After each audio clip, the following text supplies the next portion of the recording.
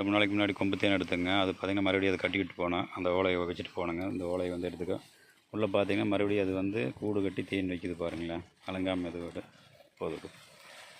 இது பார்த்திங்கன்னா இந்த மாதிரி அந்த குச்சி வச்சு நம்ம கட்டிக்கிட்டு போயிருந்தோங்க. அதில் பார்த்திங்கன்னா மறுபடியும் வந்து தேனீக்கள் வந்து ஒட்டி தேன் வச்சுட்டு இருக்குது பார்த்திங்களா.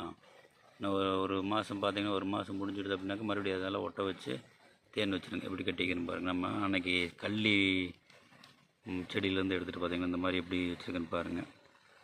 இந்த லொக்கேஷன் வச்சுட்டு பார்த்திங்கன்னா நம்ம இந்த மாதிரி பண்ணோம்னா தான் ஒவ்வொரு மாதம் நான் திரும்ப தேன் எடுத்துகிட்டு இருக்கலாங்க. புது புது கூட்டத்தை நம்ம கண்டுபிடிச்சி அலைய வேண்டியதில்லை. அங்கங்கே வந்து எடுத்துக்கலாம். இதே மெத்தேடு இதுக்கு தனியாக பெட்டி இருக்குது. இந்த பெட்டிலையும் வளர்த்திக்கலாம்.